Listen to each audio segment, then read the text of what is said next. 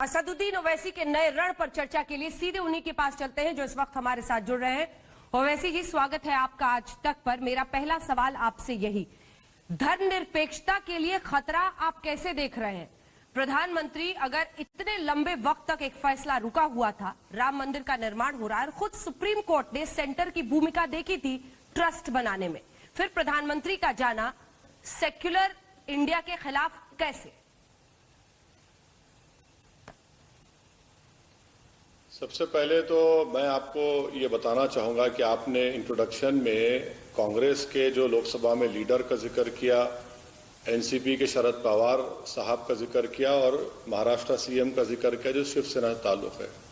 मेरा मानना यह है कि तीनों पार्टियां, शरद पवार साहब तो उस वक्त कांग्रेस में ही थे, ये तीनों पार्टियां बाबरी मस्जिद की शहादत में बराबर की मुलविस हैं। बल्कि जब पूरे देश से अगर मिट्टी जा रही है तो मैं तो ट्रस्ट के लोगों से कहूंगा कि भैया जरा कांग्रेस के हर पॉलिटिकल ऑफिस से भी मट्टी मंगा लीजिए, क्योंकि इन्होंने भी बड़ा रोल अदा किया बाबरी मस्जिद की डिमोलिशन में। और अब आपका जो अहम सवाल है, देखिए मैडम, आप जानते हैं कि 1966 से पहले राम जन्मभूमि का कोई मसला नहीं था। 66 में वीएचपी बनी और 1989 में बीजेपी ने पालमपुर रेजोल्यूशन पास किया। उसके बाद बाजाब्ता राम जन्मभूमि का मसला शुरू हुआ। बल्कि 84 में इंदिरा गांधी के कत्ल से पहले एक रथ यात्रा दिल्ली को आ रही थी। इसमें बीजेपी और शिवसेना का बहुत बड़ा रोल रहा इसको एक इशू बनाने के लिए। और इसमें आप जानते हैं कि पूरे देश में हजारों की तादाद में लोगों की मौत हुई फसादात में। मेरा मानना यह है कि प्राइम मिनिस्टर इस देश के प्रधानमंत्री हैं और देश का प्रधानमंत्री और उनकी सरकार का कोई मजहब नहीं हो सकता। इंडिविजुअली प्रधानमंत्री का रिलीजन हम जानते हैं, मगर क्या देश के गवर्नमेंट का कोई रिलीजन होगा? नहीं हो सकता, इसलिए संविधान इसकी इजाजत नहीं देता।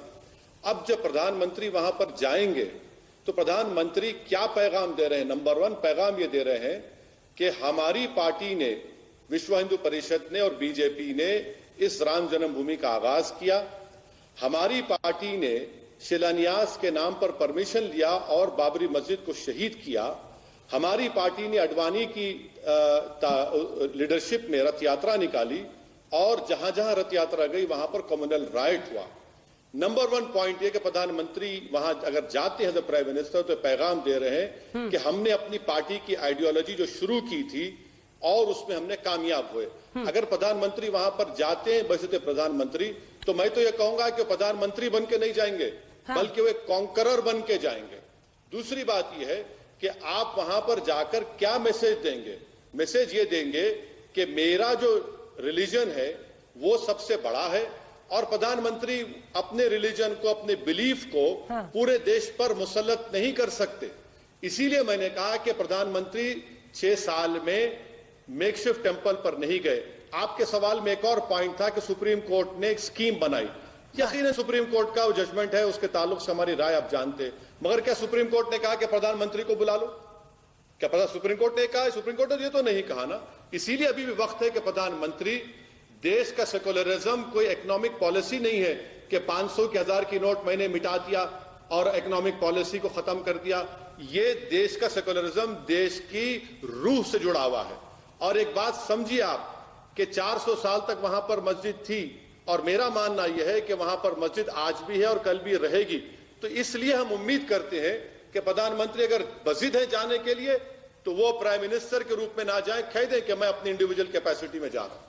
लेकिन जो आप खुद नहीं करते उसकी उम्मीद आप दूसरे लोगों से क्यों करते हैं? मेरे सवाल को गौर से सुनिएगा। आप कहते हैं कि प्रधानमंत्री अगर जाएंगे तो सेक्युलरिज्म की रूह के खिलाफ होगा, तो आप कौन सा सेक्युलरिज्म की रूह को कायम करते हैं? जब आप खुलकर मस्जिद के पक्ष में बोलते हैं तो क्या आप भी वही नहीं करते? क्या आप जब खुलकर मस्जिद के बारे में बोलते हैं और कहते हैं वही मस्जिद थी, है, रहेगी, मैं अपनी आने वाली पीढ़ियों को बताऊंगा कि 400 साल तक यहां पर बाबरी मस्जिद थी, तो क्या आप उस रूह के खिलाफ नहीं बोलते हैं ओवैसी साहब?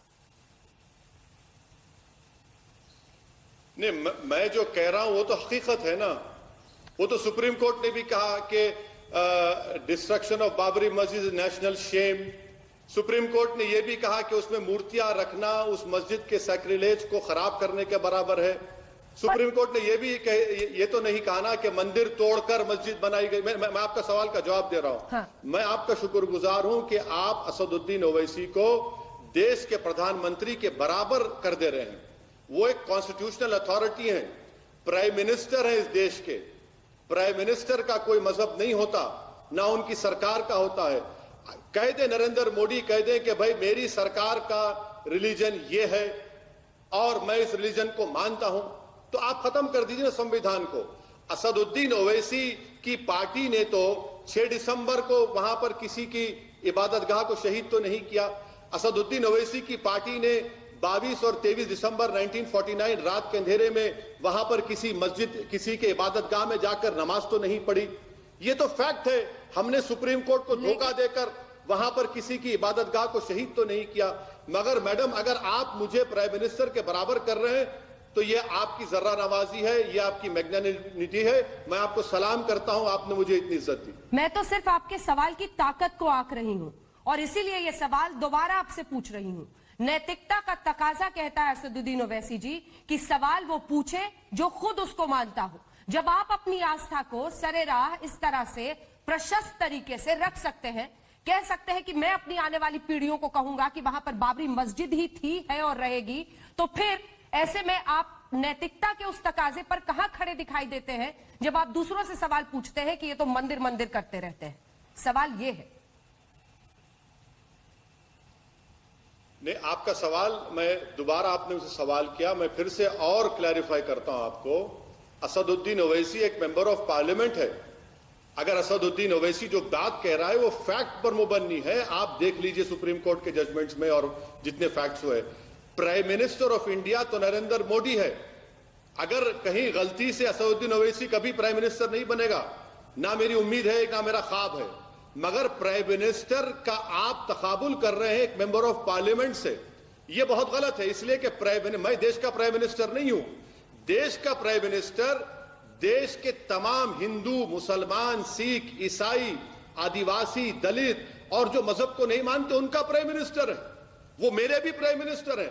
अगर मेरा प्राइम मिनिस्टर ऐसी जगह पर जाएगा जहां पर इन तमाम दिसंबर 22-23 के 49 के वाकयात हुए, 86 में ताले खोले गए, मुसलमानों को बोलने की इजाजत नहीं दी गई, 6 दिसंबर को मस्जिद शहीद की गई और जिन पर मस्जिद डेमोलिशन का क्रिमिनल केस चल रहा है, आप उनको बुला रहे हैं और खुद नरेंद्र मोदी उस बाबरी मस्जिद के, उस राम मंदिर के स्ट्रगल में हिस्सा थे। आप बताइए, आज प्राइम मिनिस्टर होकर वो देश को क्या पैगाम दे रहे हैं? क्या वो न्यूट्रलिटी का पैगाम दे रहे हैं? मैं ये कह रहा हूं कि अगर प्राइम मिनिस्टर जाएंगे वहां पर, वो एक कॉन्करर के रूप में जाएंगे। मैं आज भी प्राइम मिनिस्टर से अपील कर रहा हूं अंजना ओम कश्यप के प्रोग्राम के जरिए से। नहीं मालूम प्राइम मिनिस्टर आपका प्रोग्राम देखते नहीं देखते, मगर मैं आज भी कह रहा हूं कि आप बहुत बड़ी गलती कर रहे हैं। ये सेकुलरिज्म के मफाद में नहीं है, ये सेकुलरिज्म हमारे कॉन्स्टिट्यूशन का बेसिक स्ट्रक्चर का हिस्सा है। असदुद्दीन ओवैसी जिस दिन अगर कोई मिनिस्टर भी खुदा ना खास्ता मैं बन जाऊंगा, जो कभी नहीं बनूंगा, आप सवाल कर लीजिए। मैं आज भी कह रहा हूं कि देश की किसी सरकार को किसी मजहब के रिलीजियस रिचुअल्स में एक पैसा भी खर्चना नहीं चाहिए। हमारा कोई हिस्सा उससे नहीं होना चाहिए। हमारा कॉन्स्टिट्यूशन ये कहता है कि सरकार होगी वो रिलीजन से ऊपर होगी। रिलीजन सेलिब्रेट करिए, रिलीजन को मानिए, जो नहीं मानता उसको मानिए, मगर प्रधानमंत्री वहां पर जाकर जख्मों पर मरहम नहीं बल्कि और जख्मों में इजाफा कर रहे हैं। वो देश को जोड़ नहीं रहे बल्कि और वहां पर देश में और डिविजन्स पैदा कर रहे हैं। नहीं, जख्मों को तो आप कुरेद रहे हैं। जिस मामले पर देश में एक राय बन गई, क्या नए सिरे से उसे कुरेद नहीं रहे हैं? जब आप बाबरी मस्जिद का बार बार जिक्र करते हैं, जब आप सांप्रदायिकता, माफ कीजिएगा, आप धर्मनिरपेक्षता को खतरा बताते हैं, क्योंकि बीजेपी कह रही है कि आप सांप्रदायिकता फैला रहे हैं इस तरह की बातें करके। पीएम तो हर जगह जाते रहे, वो काशी भी जाते रहे, वो केदारनाथ भी जाते रहे, हर जगह की तस्वीरें हम दिखा रहे हैं। इससे तो देश की धर्मनिरपेक्षता को कोई खतरा नहीं हुआ। ना आपके मस्जिद जाने से, वहां की तस्वीरें दिखाने से खतरा होता है। नहीं, यकीनन प्रधानमंत्री सब जगह गए, मगर मुझे बता दीजिए कि बाबरी मस्जिद और राम मंदिर का जो इशू है, आप जितने अभी मजहबी जगहों की बातें की, क्या उनमें इस तरह का वायलेंस हुआ? क्या उसमें इस तरह का खून बहा मासूम हिंदुस्तानियों का? क्या उसमें इस तरह का फसाद हुआ? क्या उसमें इस तरह का सुप्रीम कोर्ट के ऑर्डर्स का धज्जियां उड़ाई गई? क्या उन जगहों पर इस तरह से बीजेपी और संघ परिवार के लोगों ने रात के अंधेरे में इस तरह से मस्जिद में घुसकर मूर्तियां रखी, हरगिज नहीं हुआ। इसकी हिस्ट्री है, इसका एक बैकग्राउंड है और खुद प्रधानमंत्री उससे वाबस्ता रहे हैं। मैं आपसे एक ही सवाल कर रहा हूं कि प्रधानमंत्री मुख्तलिफ इबादतगाह को जा सकते हैं, क्यों नहीं जाना चाहिए? उनका मजहब है, उनकी इबादतगाह है, जाना चाहिए। मगर ऐसी जगह पर जाकर जहां पर उसका एक हिस्ट्री है, जहां पर उसका बैकग्राउंड है, प्रधानमंत्री क्या पैगाम दे रहे हैं देश को? मेरा मानना है कि कोई भी सरकार हो, सेंट्रल गवर्नमेंट हो, स्टेट गवर्नमेंट हो, हिस्ट्री तो हर जगह की होती है। जहां पर आप खड़े हैं वहां की भी हिस्ट्री है, जहां पर मैं मौजूद हूं उस दिल्ली की भी हिस्ट्री है। सवाल यह है कि धर्मनिरपेक्षता क्या सिर्फ अभी तक जो तुष्टीकरण की राजनीति होती थी उसके जरिए साधी जाएगी, या हम देखते हैं तमाम लोग अपनी अपनी आस्था खुलकर व्यक्त कर रहे हैं और इससे धर्मनिरपेक्षता को कोई खतरा होता है या नहीं, यह महत्वपूर्ण है। आप क्यों चाहते हैं कि 2020 पर 92 हावी हो? 92 तो हमेशा हावी रहेगा ना। आपकी नजर इतना हावी रहेगा कि आप देखेंगे कि आने वाले सालों में आप देखेंगे कि ज्ञानवापी और मथुरा का भी मसला छिड़ेगा। आप देखेंगे और बहुत से मसाजिद का मसला छिड़ेगा। आप ये क्यों भूल जा रहे हैं कि 92 किसने किया? 92 बताइए मुझे आप। किसने सुप्रीम कोर्ट को ये वादा करके, वादे से मुकर के सारी दुनिया के सामने मस्जिद को शहीद किया? किसने किया बताइए आप? किसने 22 दिसंबर 1949 को आजादी मिलने के 2 साल के अरसे में रात के अंधेरे में मूर्तियां रख दी? किसने आधे घंटे की हियरिंग में 20 पेज का ऑर्डर दिया जहां पर मुसलमानों की सुनवाई नहीं हुई? आप बताइए ना, किसने किया? ये मैंने किया। ये कौन जिम्मेदार है इसका? देश किससे चलेगा? सर्वोच्च अदालत के फैसलों से को प्रधानमंत्री और दे रहे हैं। देश किससे चलेगा? सर्वोच्च अदालत के फैसलों से या ओवैसी जी की अदालत से? देश तो सर्वोच्च अदालत से चलेगा। ये सर्वोच्च अदालत को सामने रखना था कि किस कौन कसूरवार है। ये सर्वोच्च अदालत ने कहा कि ये जगह मंदिर के लिए दे दी जाए 2.77 एकड़, 5 एकड़ जमीन केंद्र और राज्य सरकार जो है वो कहीं और दे मुसलमानों को। ये देश की सर्वोच्च अदालत ने कहा कि 1992 में जो हुआ वो एक आपराधिक घटना थी। ये सब सर्वोच्च अदालत कर रहा है। अब देश तो सर्वोच्च अदालत के फैसलों से ही चलेगा ना ओवैसी जी? देखिए, देश की सुप्रीम कोर्ट का फैसला आ गया, वो हमारी आखिरी कोर्ट ऑफ अपील है और मेरा मानना यह है कि वो फैसला सही फैसला नहीं था। मैं सुप्रीम कोर्ट की इज्जत करता हूं। Justice JS. वर्मा ने सही कहा था सुप्रीम कोर्ट के बारे में कि सुप्रीम कोर्ट सुप्रीम है बट इनफेलेबल नहीं है। यही सुप्रीम कोर्ट ने एडीएम जबलपुर को 40 साल पहले सही कहा था, फिर यही सुप्रीम कोर्ट ने उसको गलत कहा। मैं आपसे ये कह रहा हूं कि ये गलत हो रहा है। क्या सुप्रीम कोर्ट फैसला आने के बाद भी प्रधानमंत्री का ये नहीं जानते कि बाबरी मस्जिद में पालनपुर का रेजोल्यूशन बीजेपी ने पास किया? क्या प्रधानमंत्री नहीं जानते कि अडवाणी की रथ यात्रा निकली थी? क्या प्रधानमंत्री नहीं जानते कि 6 दिसंबर को बाबरी मस्जिद को शहीद किया गया? अरे ये सब हिस्ट्री का हिस्सा नहीं है, फैक्ट भी तो है ना मैडम। और सुप्रीम कोर्ट ने इस तमाम बातें की। क्या सुप्रीम कोर्ट ने कहा कि प्रधानमंत्री को बुलाइए? क्यों सुप्रीम कोर्ट को आप खामखा बीच में लाते हैं? सुप्रीम कोर्ट ने अपना फैसला दिया, हमने अपनी राय दी। ये प्रधानमंत्री का जाना, मुस्तकबिल में और भी ऐसे कई मजहबी इबादतगाह हैं जहां पर संघ परिवार की नजरें आज भी हैं। इसीलिए बार बार उनका नारा यही था कि बाबरी एक झांकी है और भी कई बाकी है। ये होगा। सुप्रीम कोर्ट में अभी एक अर्जी दाखिल हो चुकी है, सुप्रीम कोर्ट ने उसका भी नोटिस नहीं लिया। वो कहते हैं कि 1991 religious place of worship act को खत्म किया जाए। ये क्यों हो रहा है? फिर यही तो हम कह रहे हैं कि इससे देश को जोड़ने की बात नहीं कर रहे प्रधानमंत्री। प्रधानमंत्री एक कॉन्करर के रोड पे जा रहे हैं। प्रधानमंत्री अपना मेजॉरिटेरियन पॉलिटिक्स को देश पर थोप रहे हैं। अपने ही देश में पीएम कॉन्करर कैसे हो गए? के लिए ठीक नहीं है। ठीक है, अपने ही देश में पीएम कॉन्करर कैसे हो गए? अगर सर्वोच्च अदालत का फैसला है और वहां पीएम जा रहे हैं, वहां पर जाएंगे। आप बाबर को कॉन्करर ना कहकर नरेंद्र मोदी को कॉन्करर क्यों कह रहे हैं? अगर प्राइम मिनिस्टर वहां पर बहैसियत प्राइम मिनिस्टर बन के जाएंगे तो प्राइम मिनिस्टर भी नहीं बनेंगे बल्कि वो कॉन्करर बन के जाएंगे। इसलिए कि वो बता रहे हैं उन लोगों को जो उनकी हिंदुत्व आइडियोलॉजीज को नहीं मानते कि देखो हमने कॉन्कर कर लिया, हमने कब्जा कर लिया, हमने कामयाबी हासिल कर ली। यही तो पैगाम जाएगा ना। और ये कोई जरूरी नहीं है कि आप जो कह रहे हैं कि मैं उसको मान लूं। सुप्रीम कोर्ट कब्जा थोड़ी कराता है जमीन पर। सुप्रीम कोर्ट का फैसला जमीन पर कब्जा थोड़ी कराता है। सुप्रीम कोर्ट का फैसला अगर आप देखेंगे, पढ़ेंगे, तो सुप्रीम कोर्ट के फैसले में यकीनन एपेक्स कोर्ट है, मगर हम सुप्रीम कोर्ट के फैसले से मुतमईन नहीं है, मुत्तफिक नहीं है। मगर प्रधानमंत्री अगर वहां पर जाएंगे तो प्रधानमंत्री तो यकीनन बहैसियत कॉन्करर बन के जाएंगे। वो पैगाम देंगे उन तमाम मुसलमानों को जो इस देश के अव्वल दर्जे के शहरी हैं। वो पैगाम देंगे उस देश के उन तमाम हिंदुओं को जो आज भी इस देश के सेकुलरिज्म को, गांधी के और अंबेडकर के पैगाम को मानते हैं कि देखो जो चीज हमने 1989 में शुरू की थी, आज हमने उसको कामयाबी हासिल कर ली। यही एक तल्ख रियलिटी होगी, यही एक पैगाम पूरे देश को जाएगा। सर यही दिक्कत है क्या आपकी कि नरेंद्र मोदी की वो छवि जो है वो और भी बड़ी होगी, वो बीजेपी को और भी इससे फायदा होगा?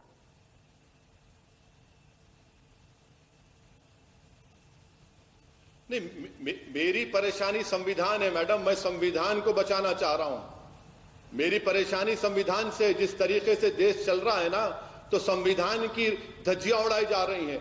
92 में जो हुआ वो तमाम ने देखा, रूल ऑफ लॉ कमजोर हो गया, क्या क्या चीजें नहीं हुई हैं। इसीलिए मुझे संविधान की फिक्र है, मुझे संविधान की हिफाजत करना है। जब मैं बहैसियत एमपी संविधान पर अल्लाह के नाम पर ओत लेता हूं तो मुझे जरूरी है कि मैं संविधान की हिफाजत करने के लिए नरेंद्र मोदी के खिलाफ अगर बोल रहा हूं तो बोलना पड़ेगा।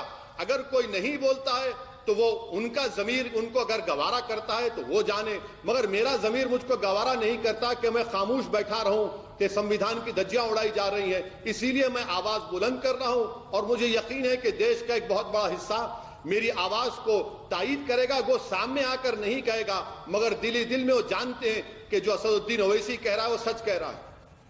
सर आपने वैसे इंटरव्यू के लिए टाइम दिया था हमें, लेकिन अगर आपकी इजाजत हो तो सांसद हैं सुधांशु त्रिवेदी जी, वो हमारे साथ जुड़ रहे हैं और आपकी बात का जवाब देना चाहते हैं। उनकी एक बात का आप जवाब दे दीजिएगा। फिर मैडम मैं आपसे माजरत चाहता हूं। मुझे जिलहज का रोजे रख रहा हूं, मुझे रोजा खोलना है, इसलिए बेहद माफी चाहता हूं। मैं सुधांशु जी बड़े काबिल, बल्कि बीजेपी में एक ही काबिल पढ़ा लिखा आदमी है, मैंने कई मरतबा उनसे डिबेट किया, मगर मैं आपसे माजरत चाहता हूं। ऐसा नहीं है कि मैं जा रहा हूं, बल्कि पहले ही मैंने आपसे कहा था कि मुझे 6:20 को जाने दीजिए, क्योंकि मुझे रोजा है, रोजा खोलना है, इसलिए मैं इजाजत चाहता हूं। फिर कभी इंशाल्लाह जिंदगी बाकी रही तो अंजना ओम कश्यप के प्रोग्राम पे सुधांशु जी से जरूर डिबेट होगी, बहस होगी। ठीक है। एक सवाल मेरा है जो जाने से पहले आपके, और सुधांशु जी की बात बाद में होगी, मैं लूंगी सर आपसे। सर आप कहते हैं कि मैं देश की संसद में अल्लाह के नाम पर अपना ओथ लेता हूं।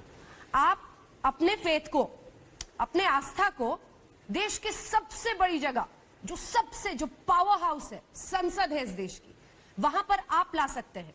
वो कम्युनल नहीं होता। लेकिन अगर प्रधानमंत्री अयोध्या चले जाए राम मंदिर के लिए तो वो कम्युनल हो जाता है। ये कितने लोग स्वीकारेंगे? मैडम बहुत आसान जवाब है इसका।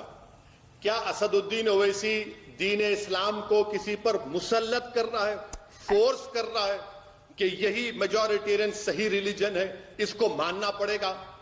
क्या मैंने ऐसा किया? नहीं किया। मैंने अगर अल्लाह के नाम पर पार्लियामेंट में बहसत मेंबर ऑफ पार्लियामेंट ओथ लिया, क्योंकि लॉ में इजाजत है उसकी। प्रधानमंत्री ये कह रहे हैं कि मेरा बिलीफ सबसे बड़ा है और मैं उस बिलीफ को सब पर मुसल्लत करूंगा, इंपोज करूंगा। सर उन्होंने एक बयान नहीं दिया अभी तक अयोध्या पर, एक बयान नहीं दिया है। सुनिए, मैं आपकी मेमोरी को ताजा कर देता हूं। 2014 में मैं पार्लियामेंट में बैठा था, प्रधानमंत्री बहैसियत प्रधानमंत्री पहली स्पीच देते हैं और देश की सबसे बड़ी पंचायत में खड़े होकर कहते हैं कि 1200 साल की गुलामी के बाद हमको सत्ता मिली है। बताइए मैं क्या सोचूं? मुझे तो मालूम है कि 200 साल के अंग्रेजों की गुलामी थी, 1200 साल की गुलामी के बाद सत्ता मिली। वो देश का प्रधानमंत्री जो अंबेडकर के संविधान पर ओथ लेकर आता है, ये जुमला कहा। अब आप बताइए प्रधानमंत्री क्या कर रहे थे? प्रधानमंत्री कोई मिठाई बांट रहे थे? प्रधानमंत्री सरेआम कह रहे थे कि अब यहां से हम अपनी हिंदुत्व की आइडियोलॉजी को सबसे बड़ा समझते हैं और इसको इंपोज करेंगे सब पर। ये एक मिसाल दे रहा हूं आपसे। मैडम मुझे इजाजत दीजिए। आप एक सवाल नहीं सर, मैं इजाजत दे रही हूँ। एक सवाल आपके सवाल से आ गया है। आप मुगलों को आक्रांता नहीं मानते, आप नहीं मानते कि वो इन्वेडर्स थे, उन्होंने हिंदुस्तान में जो कुछ किया वो लूटपाट से लेकर हर चीज, ऐसा नहीं है। ये इतिहास है कि कई उनमें से ऐसे मुगल राजा थे जिन्होंने यहाँ के लोगों को स्वीकारा, लेकिन ऐसा भी इतिहास है कि उनमें से कई आक्रांता थे, उन्होंने मंदिरों को तोड़ा, उन्होंने लोगों के साथ बुरा व्यवहार किया। उस इतिहास पर आप आंख मूंद लेना चाहते हैं ओवैसी जी? मैडम मैं आपको जो है ना, जो पहली कॉन्स्टिट्यूशन की किताब बनाई गई थी, इंशाअल्लाह ताला मैं जरूर एक तोहफे के तौर पर आपको दूंगा मैं, और उसमें आप देखिए कि उसमें हर एक का पीरियड लिखा हुआ है। जो संविधान बनाने वाले थे, जो हमारे और आपसे ज्यादा अक्लमंद थे, होशियार थे, वो लिखते हैं। और तकलीफ फिर किसकी होती है? यकीनन हर किंगडम में अच्छे और बुरे लोग थे और रहेंगे। मैं आपसे कह रहा हूं कि अगर आप बुद्धिस्ट की किताब पढ़ेंगे तो बुद्धिस्ट लिखते हैं, बड़े बड़े हिस्टोरियन के, उनके बौद्ध के मंदिरों को तोड़ा गया, उनकी इबादतगाहों कौन तोड़े? जैन की इमारतों को तोड़ा गया। मैडम मेरी आपसे एक ही गुजारिश है कि जो लोग इस तरह का सवाल आपके जरिए से मुझसे कर रहे हैं, भाई साहब 1947 में इस देश को आजादी मिली, इस देश की आजादी में सबने हिस्सा लिया और हमने अपने आप को एक संविधान दिया जिसको बाबा साहेब अंबेडकर ने बनाया, और वो संविधान किसी मजहब को नहीं मानता, वो संविधान तमाम मजहब को सेलिब्रेट करता है। अगर तारीख में आप जाना चाहेंगे तो यकीनन सबने बुरा किया। अब तो ताजमहल को मंदिर कह रहे हैं। बताइए अंजना ओम कश्यप आप क्या कहेंगे उसके बारे में? इसीलिए मैंने आपके प्रोग्राम में कहा था कि ये शुरुआत है, जैसा कि शायर ने कहा था कि लम्हों ने खता की, सदियों ने सजा पाई। चलिए ठीक है, जिस दिन लाइव प्रसारण होगा खोट निकालने के लिए सही लाइव प्रसारण देखिएगा।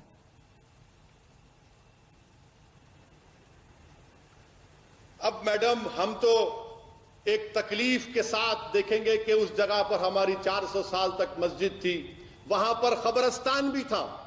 कब्रिस्तान के ऊपर आप ये काम कर रहे हैं, ये रिकॉर्ड में है, सुप्रीम कोर्ट के जजमेंट में देख लीजिए। मगर मैं आपसे वादा कर रहा हूं, देश से वादा कर रहा हूं कि जब तक ओवैसी जिंदा रहेगा, ये बोलता रहेगा कि वंस अ मस्जिद ऑलवेज अ मस्जिद, बाबरी मस्जिद मस्जिद थी और मस्जिद रहेगी। और बीजेपी और संघ परिवार ने 1992 में बाबरी मस्जिद को शहीद किया। अगर मस्जिद शहीद नहीं होती तो क्या 5 अगस्त का फंक्शन होता? ये हम कहते रहेंगे, ये हमारा जमहूरिया है। आपका बहुत बहुत शुक्रिया। आपने अपना पक्ष रखा। आपकी बातों पर 2 टिप्पणी करते हुए आपसे धन्यवाद कहूंगी, क्योंकि कब्रिस्तान पर मस्जिद आप मानने को तैयार हैं और इसी कोर्ट ने यह भी कहा कि जो स्ट्रक्चर नीचे पाया गया है वो इस्लामिक नहीं है। लेकिन ये तमाम फैक्ट्स हैं जिनको अपने अपने तरीके से तमाम पार्टियां, धन्यवाद आपका ओवैसी साहब,